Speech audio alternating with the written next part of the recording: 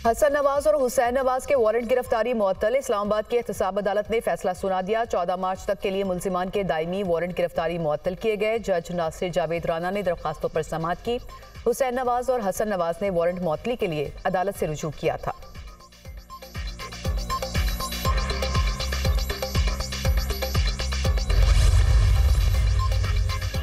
Peshawar high court ने सुन्नी इत्तेहाद council की मखसूस नशिस्तों पर हुक्म इम्तना में 13 मार्च तक तौसीह कर दी। अटॉर्नी जनरल की अदम मौजूदगी के बायस समाअत नहीं हो सकी।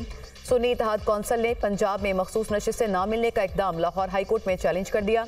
दरख्वास्त में इलेक्शन कमीशन समेत दीगर को फरीक बनाया गया है।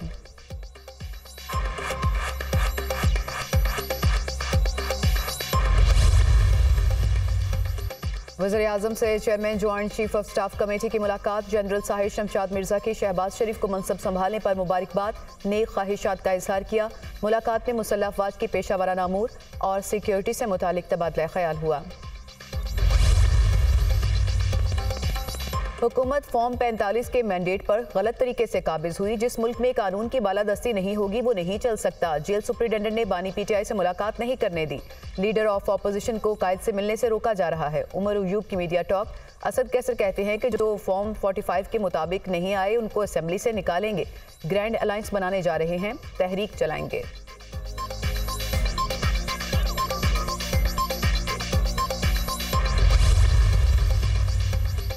फॉर्म 45 का मामला सुप्रीम कोर्ट में चैलेंज करेंगे। पेशावर हाई कोर्ट का फैसला वफाक और KPA असेंबली पर लागू होगा। सुप्रीम कोर्ट के अहकामात को मद्देनजर रखते हुए इंट्रा पार्टी इंतखाबात कराए जो फिर चैलेंज हो गए। देखते हैं कि इलेक्शन कमीशन क्या फैसला देता है। शेर Afzal Marwat public accounts committee के चेयरमैन बनने जा रहे हैं। उनकी नामजदगी बानी PTI ने की है। बैरिस्टर अली जफर की गुफ्तगू।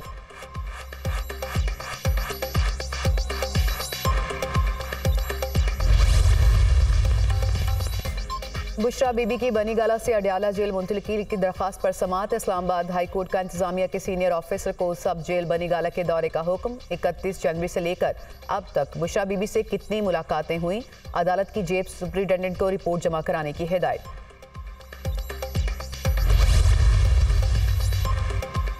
वज़ीर आला खैबर पख्तूनख्वा के लिए रिलीफ। अली अमीन गंडापुर को इश्तिहारी करार देने का ट्रायल कोर्ट का हुक्म कलअदम करार। डिस्ट्रिक्ट एंड सेशन जज शाहरुख अर्जुमंद ने अपील पर समाअत की। अदालत ने वज़ीर आला खैबर पख्तूनख्वा की हाजिरी से इस्तस्ना की दरख्वास्त मंजूर कर ली।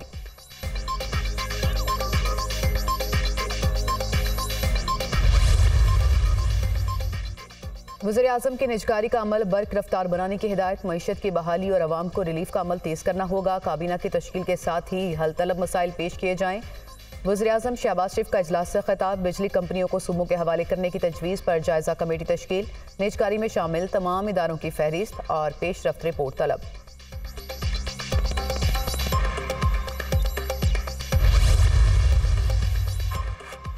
सहर और इफ्तार के औकात में गैस की लोड शेडिंग नहीं की जाएगी। सुई सदरन गैस कंपनी का गैस की फ्राहमी का ऐलान। रमज़ान में सुबह 9 से दोपहर 3 बजे तक गैस की लोड शेडिंग होगी। रात 10 से 3 बजे तक भी गैस की फ्राहमी नहीं होगी।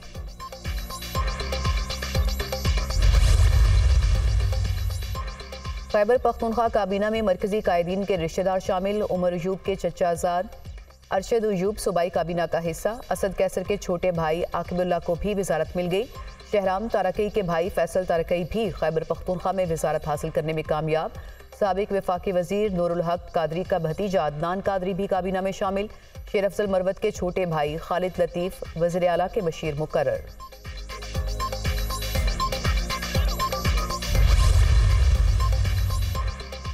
चेयरमैन बिलावल भुट्टो ने बेनज़ीर के मिशन को मुकम्मल किया। सुप्रीम कोर्ट के फैसले के बाद जुल्फ़िकार अली भुट्टो और बेनज़ीर भुट्टो सुरखरू हुई। फैसले पर हर आंख नम और दिल खुश थे। हमारा मुतालबा है कि जब गलती मान रहे हैं तो फैसले को कलअदम भी करार दिया जाए। वज़ीर आला सिंध मुराद अली शाह की मीडिया टॉक। PTI के खानदानी सियासत खत्म करने के दावे झूठ निकले। खैबर पख्तूनख्वा काबीना की लिस्ट देखें तो तमाम रिश्तेदारों का पता चल जाता है। धमकियों से काम नहीं चलता। वज़ीर आला खैबर पख्तूनख्वा ने अपनी टाइगर फोर्स वाली सोच को नहीं बदला। फैसल करीम कुंडी की press conference.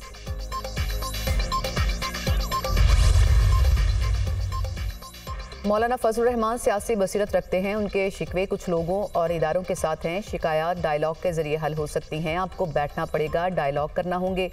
Speaker Punjab assembly Malik Ahmad Khan की media talk.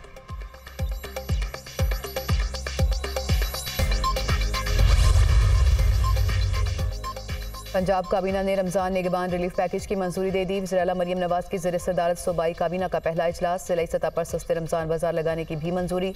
Ramzan relief package के तहत 3.25 करोड़ अफराद मुस्तफीद होंगे।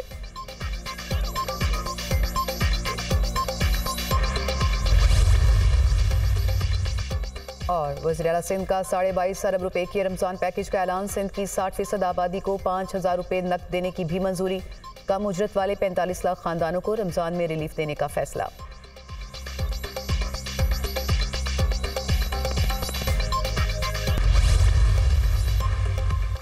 वज़ीर आज़म शहबाज शरीफ आज मुस्लिम लीग नून और इत्तेहादी जमातों के एजाज में इशाइया देंगे। पीपल्स पार्टी, पाकिस्तान मुस्लिम लीग, IPP और MQM पाकिस्तान के रहनुमा शिरकत करेंगे।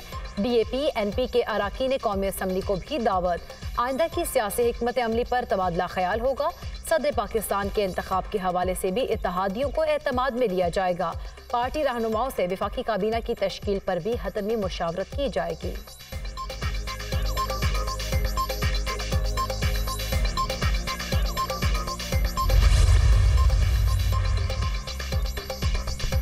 महमूद अचकजई का सदाती इलेक्शन में वोट के लिए जमात इस्लामी से राब्ता। जमात इस्लामी ने वोट देने से मुतालिक फैसला नहीं किया। सिंध असम्बली में जमात इस्लामी का एक रुकन है। GDA का सदाती इलेक्शन में गैर जानिबदार रहने का इम्कान। GDA के सेनेट में 1, सिंध असम्बली में 3 अराकीन हैं।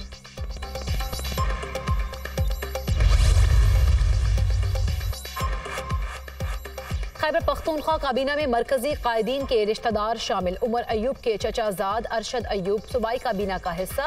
असद कैसर के छोटे भाई आकिबुल्ला को भी वजारत मिल गई। शहराम तरकई के भाई फैसल तरकई भी खैबर पख्तूनख्वा में वजारत हासिल करने में कामयाब।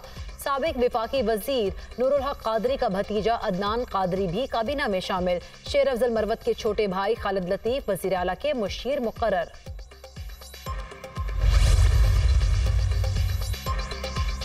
PTI के खानदानी सियासत खत्म करने के दावे झूठ निकले। खैबर पख्तूनख्वा काबीना की लिस्ट देखें तो तमाम रिश्तेदारियों का पता चल जाएगा।